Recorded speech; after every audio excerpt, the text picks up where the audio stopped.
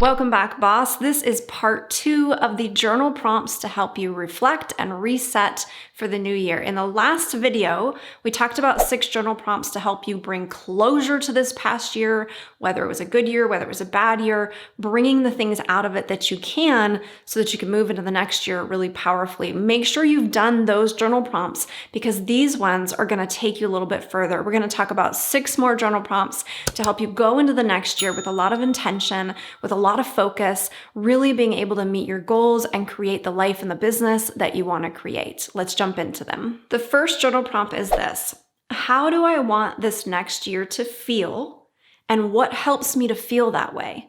So this is really identifying in advance, allowing yourself to be intentional about how you want this year to feel. What do you want it to feel like? Do you want it to be exciting? Do you want it to be fun? Do you want it to be relaxed? Do you want it to be easy? What do you most need right now?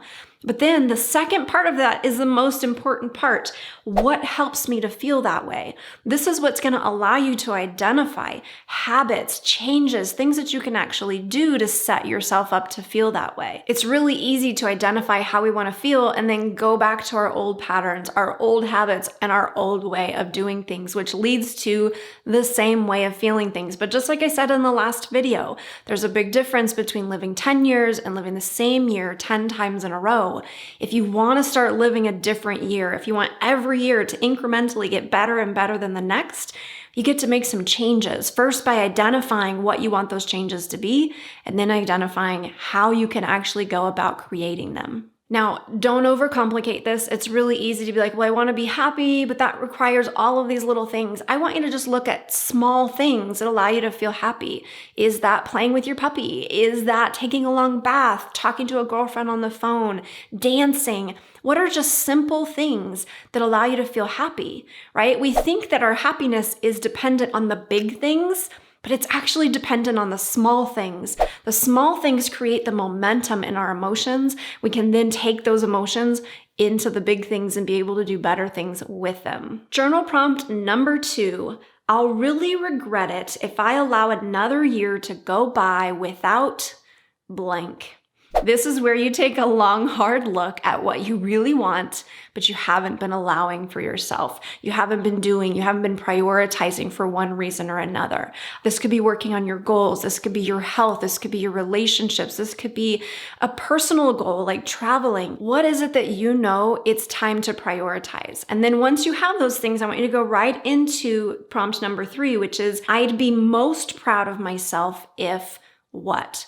So what could you do over the next year that you would feel really proud of? Again, being realistic, but really kind of set a vision for yourself on, when I get to the end of the year, what do I want to be able to say about myself, about what I did, about my business, about my relationships, about my life? When we know these things, then we can go into the next questions. But before we get into that one, we need to know one more thing. It's about damn time for me to give up blank and embrace blank. So this is a twofer. Again, this is you taking stock, bringing awareness. What do I just need to let go of? What is the thing that I'm going to give up this year? What is the thing that I'm going to embrace this year? Simplify this, right? We don't need this big, long list of things that we're going to try to do. The bigger the thing on your list, the fewer there should be. If you have one big thing, then all of these questions should probably be around that one big thing. And all of your effort should be around that one big thing, whatever that thing is. Now, I do want to say it's really important that you look at first things first, right? You may want to say, I want to create a 7-figure business next year, but you don't even have a 4-figure business yet. So maybe your foundational goal just needs to be, I'm going to start a business. I'm going to consistently create 4 or 5-figure months. Like that's going to be my goal. My long-term vision is going to be something further off, right? Like that's going to be the big goal. I talked more about this in setting financial goals or a video on whether or not your financial goals are too big. The same thing applies to all your other goals. You need to make sure that what you're talking about here, all of these questions are realistic to what can be done in a year. And if you're not sure what can be done in a year, start small because it's better to blow it out of the water than it is to set this really big goal and get discouraged because it's just not realistic for you. And when I say realistic for you, I want to add realistic for where you are right now, for your life right now, the skills you have right now. Not realistic for you long term. You can do anything if you're willing to gather the skills, put in the time, pay the dues, do what you got to do to get there. But that doesn't mean you're going to be able to get there overnight, right? Like everything still has a natural process to it. So when you're answering questions like these, when you're looking at goals like this, you want to make sure that you're looking at a realistic timeline for these things to happen. Start small, blow it out of the water. That's going to give you more encouragement and more momentum to hit that next goal. Okay, so those last 3 prompts really bring you to this one. This is the really, really important one that you cannot miss. What can I do now to guarantee that these things will happen? Now, I know a lot of people are like, well, that's like, I can't guarantee anything. And no, you're right. You can't guarantee anything, but you can set yourself up for success so that you don't have to work so damn hard at the goal, right? If somebody wants to quit smoking, what can they do to make it impossible for them to go and get a pack of cigarettes, right? Maybe they're going to like pay the clerk or something to like not sell them cigarettes. Maybe they're going to set up an anti-charity. If you haven't heard about these, they're fantastic. It's where your money goes to an organization you don't like if you don't reach your goal. We want to talk about motivated. That'll keep you motivated. What can you do? What habits can you put into place? What can you get rid of in your home that you know triggers you? I've had years where it was like, you know what? One of my biggest challenges is going to be getting sucked into Netflix. And so we literally canceled all of our streaming for an entire year. Such a great idea, so hard to do. But once we made the decision to do it once, we were set up and we didn't have that distraction for the rest of the year. So that's what you're really looking at in this question. What can I do now to guarantee these things are happening? When my motivation's a little bit higher, what can I set into place that's going to create a safety net for me down the road? That's what I want you to be thinking about. And then prompt number 6, my guiding word for the year is blank. Now, if you don't know your guiding word, I do have a course on this. Shameless plug. You should definitely check that out. If you don't know what a guiding word is, this is where you take all of your goals, your vision for the year, and you kind of boil it into one word. That one word is going to allow you to make decisions. It's your touch point. So every time you get at a crossroads, every time you are in a difficult situation where you're trying to figure something out, or you're feeling stuck, or you're not sure what to do, or you're, maybe going down the wrong path, that guiding word is the thing that's going to move you back on track. This is a really powerful tool. It's a way that you can set goals that don't burn you out, but also allow you to make some progress, right? Not just set a pretty picture on the wall and hope it comes true just through magical thinking. This really allows you to make some decisions without overdoing it, without activating the overachiever and just trying to do too much all at once, right? It's this really beautiful sweet spot between SMART goals and happy thoughts.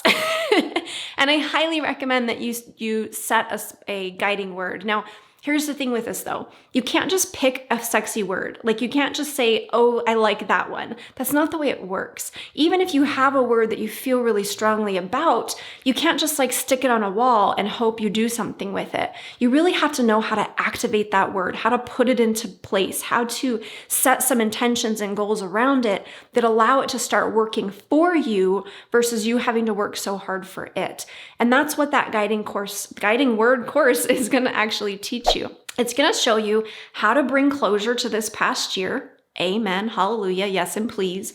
It's going to show you how to leech everything you can from this year, every lesson possible from this year.